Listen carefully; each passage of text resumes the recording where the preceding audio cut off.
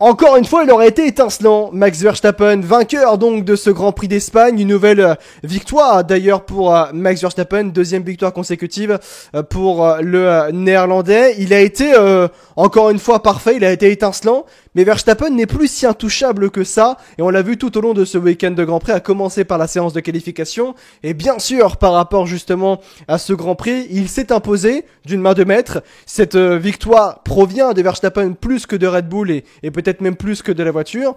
C'est vrai que Babychum, pour commencer encore une fois, Verstappen est métronome, comme le dit Gazikar dans le chat, mais montre à quel point il est puissant et grand. Parce que ce que je veux dire par là, c'est que par le passé, Verstappen gagnait, on va dire, aisément, et il n'avait même peut-être pas besoin de forcer. Là, il est quand même obligé de forcer son talent pour aller devancer Lando Norris. Bah, il est obligé d'aller puiser un petit peu plus, c'est sûr, dans sa monoplace. Hein.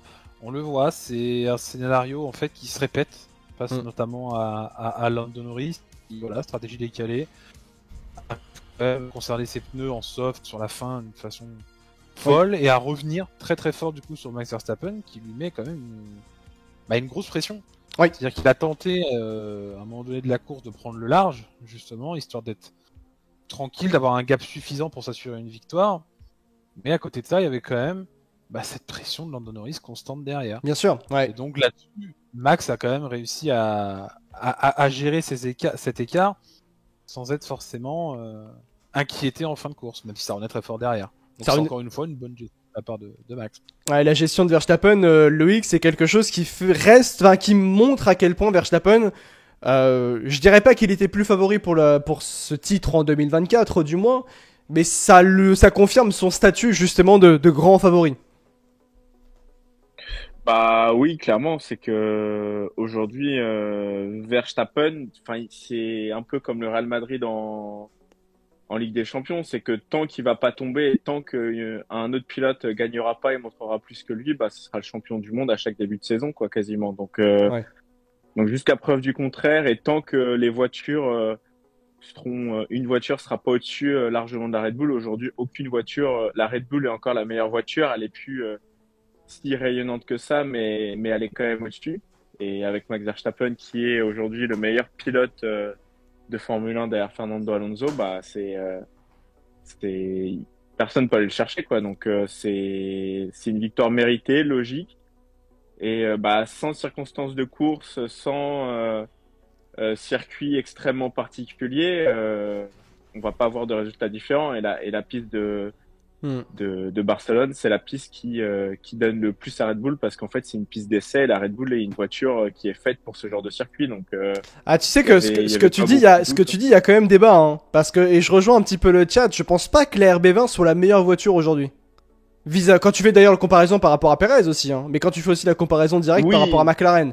McLaren par exemple, à mon sens, ils ont une voiture polyvalente et complète et capable justement de battre à la régulière Red Bull Racing, pas Verstappen mais Red Bull Racing.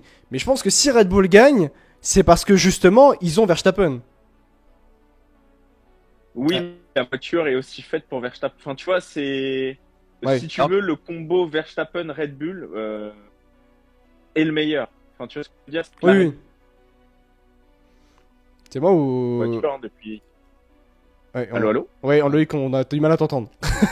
Non, à t'entendre, parce que c'est en réseau. Non, c'est en réseau, c'est le réseau qui est un peu embêtant. Non, vas-y, là on t'entend, vas-y Loïc. Mais du coup, oui, c'est que le combo Red Bull, c'est que Perez, c'est pas conduire la voiture. Donc, pour moi, il a toujours c'est le meilleur pilote avec... Bon, on l'entendra. En valeur absolue est moins forte. Ouais. Mais avec les deux pilotes dedans, ils arrivent un peu plus à ce que n'arrive pas à faire Red Bull. Ouais. Baby Shum, mais ma vie, est-ce que toi tu penses que c'est plutôt le combo Verstappen-Red Bull qui fait en sorte que ça gagne et que c'est pas McLaren qui est essentiellement la voiture la plus forte? Pour moi, il y a quand même, tu vois, comme je disais la dernière fois, il y a un peu plus de Verstappen aujourd'hui qui ressort que la performance en elle-même de Red Bull. En fait, la différence en fait aujourd'hui, c'est que oui, Red Bull n'est plus aussi dominant. Max Verstappen a de la concurrence directe pilotes et les autres teams à être parfaits sur leur stratégie de A à Z. Pour pouvoir espérer encore une fois battre Max Verstappen. Il y a eu effectivement sur le cas Norris ce départ forcément à la lutte avec Max qui a été un petit peu plus compliqué.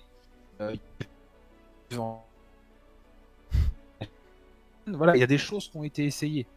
Et ça n'a pas encore été 100% parfait malheureusement de la part de McLaren, même si la course de Norris est très très bonne. Et encore une fois, c'est Max qui... Et ces dernières courses, pour moi, c'est plus Max qui gagne que Red Bull qui fait rayonner Max. On l'entend quand même. Alors, ça le satisfait, il est content, il fait une bataille. Je crois que pour lui. Et il reste pas sur ses acquis en fait. Il va forcer Red Bull à bosser. Il y a un petit peu quand même une part d'impatience quand même. Bon, va falloir réagir quand même. Ouais, c'est vrai. Je tiens juste à préciser, sachez que c'est juste que Discord qui a des problèmes de serveur, il y a des petits problèmes sur Discord et donc les communications, peu importe le réseau, fait que c'est un petit peu compliqué. Donc désolé d'avance, mais c'est pas de notre faute, c'est de la faute de Discord s'il y a des petites coupures par-ci par-là pour certaines personnes. La Red Bull est un chausson parfaitement adapté au pied de Max Verstappen, la McLaren est plus polyvalente. Avec ça, ils peuvent pas améliorer la RB1 au titre le plus beau. Ce que je veux dire, c'est que Max arrive à la surpiloter et Checo est à la rue. C'est vrai que du point de vue du développement, mais ça peut être problématique. Franchement, depuis plusieurs semaines, je suis même pas étonné pour Red Bull.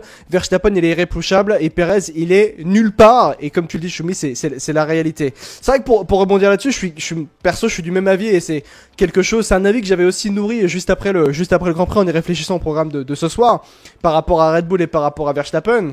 C'est que, encore une fois, en fait, cette victoire de Max Verstappen sur ce Grand Prix d'Espagne prouve à quel point, pour battre Verstappen, il faut être le plus parfait possible, même plus que parfait d'une certaine manière, et avoir aussi les opportunités qui vont dans son sens.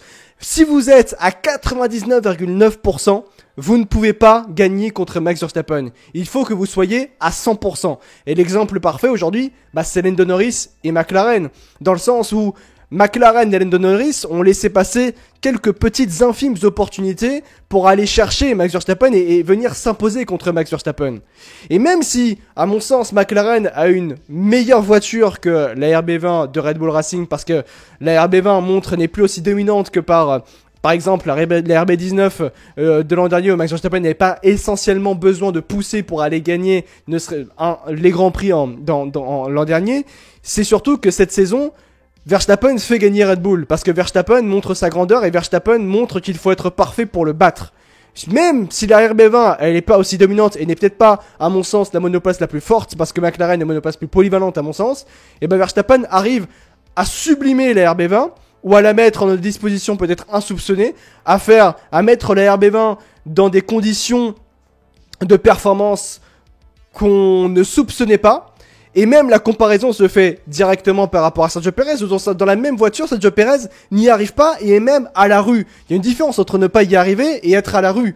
À la rue, il est bien à la rue, la Perez. Il galère littéralement. Verstappen, il est peut-être dans une certaine mesure en galère d'une certaine manière avec cette RB20, mais il galère pour gagner et il gagne quand même. Ça prouve le talent et l'immense performance de Verstappen chaque week-end de Grand Prix cette saison, où il n'est plus dans la domination, la monoplace est en délicatesse, mais il gagne quand même.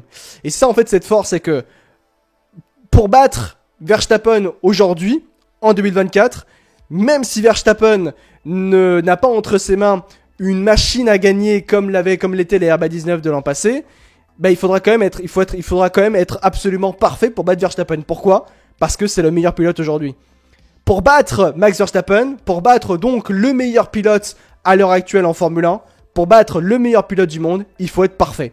Et McLaren n'a pas été parfait sur ce Grand Prix d'Espagne, a laissé filer des opportunités.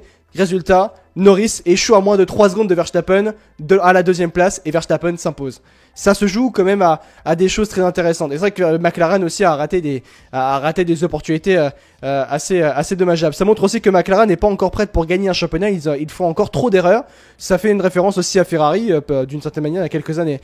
Le problème c'est que ça va coûter le championnat constructeur, dit Mike Phelps. Il galère à rentrer dans les points quand même Perez. Et on va en parler aussi forcément de Sergio Perez, mais Red Bull, c'est vrai qu'ils sont Baby Chum. Red Bull est poussé dans les retranchements par McLaren. Est-ce que ça peut... Allez, on est quand même il reste 14 Grands Prix dans cette saison, je crois bien. 14 Grands Prix, McLaren peut toujours pousser Red Bull dans ses retranchements. quelque chose qui va continuer pendant très longtemps. Ouais. Ce genre de position on va dire, c'est vrai qu'on voit aussi un petit peu un Piastri un peu plus en difficulté quand même avec cette McLaren cette saison, mais il reste présent pour marquer aussi des points. Ouais. Mais voilà, il faut compter aussi énormément sur Norris pour ça, pour ne rien lâcher. C'est le renouveau de McLaren, ça fait aussi pas mal d'années qu'ils attendaient justement de revenir au sommet après les années de galère. Ouais. Et ils vont absolument rien lâcher, ils vont continuer à répondre présent. D'ailleurs, ça montre bien que voilà, comptablement parlant, c'est aussi une bonne saison, parce que Norris passe 2e au championnat. Oui, c'est vrai.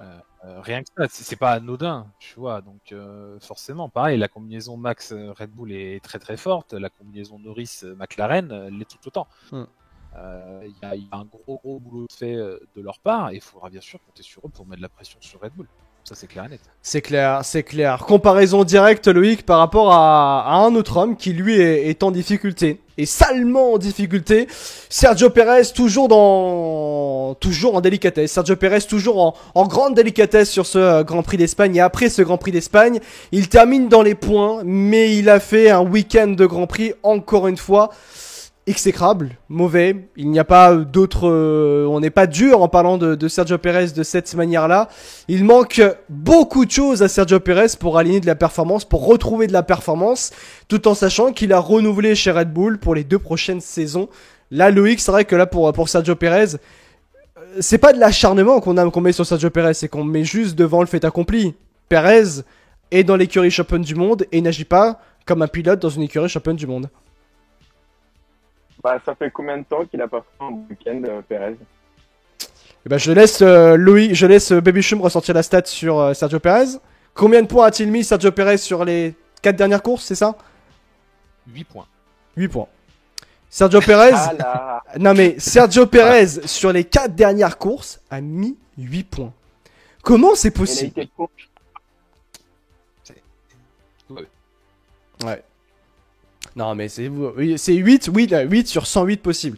Je rebondis là-dessus, mais voilà, c'est que elle date de quand la dernière bonne qualif de Pérez? Elle date d'il y a un certain temps, bien sûr. C'est-à-dire que Pérez a dit qu'il n'arrivait absolument pas à avoir une bonne balance avec la Red Bull. C'est vrai que ça se voit, mais il y a plusieurs choses. C'est que, déjà, factuellement, Sergio Pérez, sur les 4 dernières courses, n'a mis que 8 points. 8 points au volant d'une RB20, donc de Red Bull Racing. Qui est Red Bull Racing, encore une fois, factuellement, est l'écurie championne du monde en titre.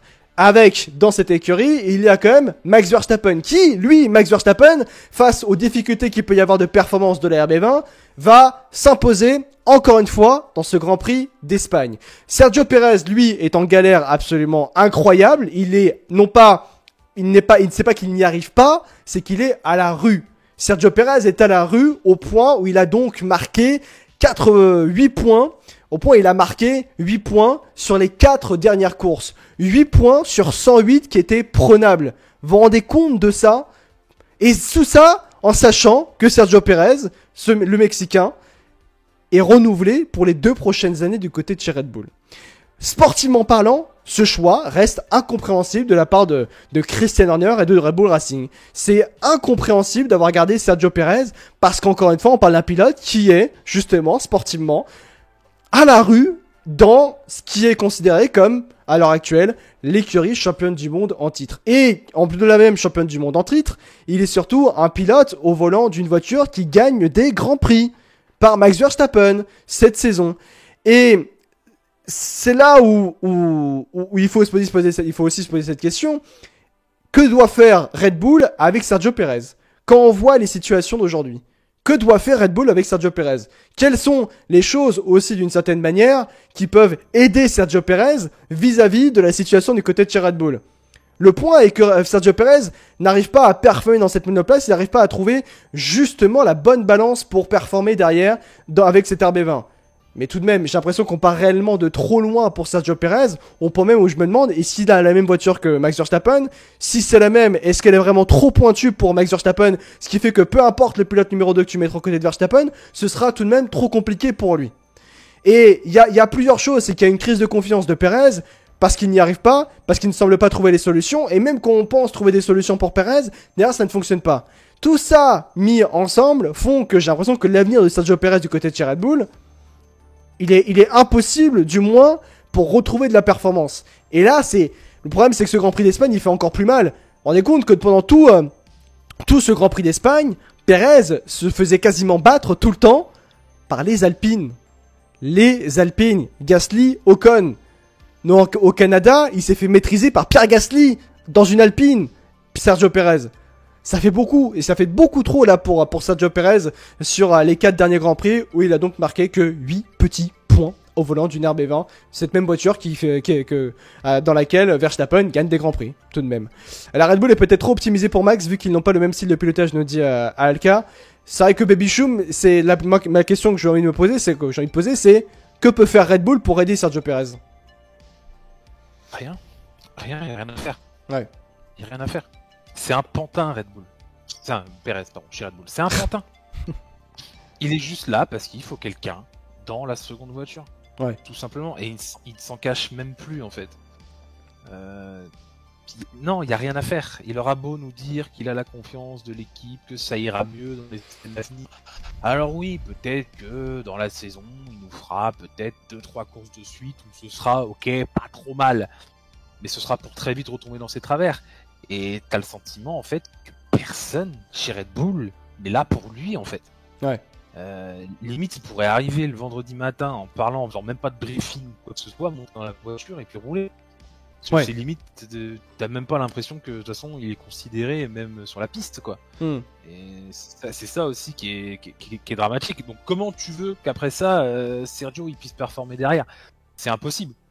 C'est clairement impossible. En plus de ça, comme on l'a dit en preview, de toute façon, avec le resserrement des performances, bah forcément l'écart que tu avais l'année dernière, tu le fais aujourd'hui, bah ouais, t'es en Q2, c'est compliqué quoi.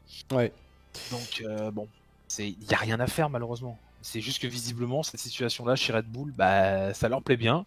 La situation de Pérez, ils ont pas l'air trop de s'en plaindre, et ce sera rebelote pour 2 ans. Mais il y a des années, tu fais ça dans un top team. Bah t'étais éjecté direct. T'étais clairement éjecté direct. Je pense à Bottas quand il s'était fait 1 plus 1 plus 1 plus 1 plus 1 chez Mercedes.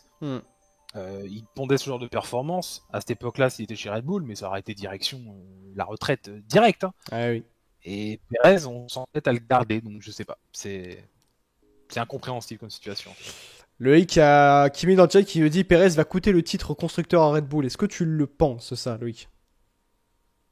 Oui, bah clairement. Après, ils ont quand même beaucoup d'avance. Et ce qu'on a dit avant, c'est que la chance de Red Bull, c'est que derrière, il y a tellement de concurrents que les points vont s'annuler. Un coup, ça va être McLaren, un coup, ça va être un coup, ça va être Ferrari, un coup, ça va être Mercedes. Donc, ils n'ont pas un rythme de croisière hyper régulier, donc c'est peut-être leur chance. Mais oui, sur le papier, c'est plus dur Enfin, tu marques moins de points une voiture. Oui. Eh ben, ça coupe encore pour Loïc, malheureusement. Ça coupe encore. Ah, je crois que c'est Perez qui coupe, je crois que c'est Perez qui conduit ta connexion internet. C'est pas un contrat de 1 plus 1 en option, normalement, oui, pour justement Sergio Perez, c'est 1 plus 1, justement. Il ne pourrait pas le rétrograder du côté de chez Racing Bulls. Alors, le précédent contrat de Sergio Perez, sachez que, du coup, je sais pas aujourd'hui, mais il est pas impossible pour Red Bull de rétrograder Sergio Perez du côté de chez Visek HPRB désormais, parce que de contractuellement, ils peuvent pas le faire, parce que je pense que Perez a dû mettre une petite clause d'intérieur pour éviter de se faire humilier d'une rétrogradation. Il reste 14 Grands Prix, mais si les prestations de Perez continuent à être désastreuses, le championnat constructeur risque d'être compromis forcément pour Red Bull, et c'est vrai. En tout cas, voilà, par rapport à Red Bull Racing et ce Grand Prix d'Espagne très intéressant et de fortune diverse pour Verstappen, et donc encore une fois pour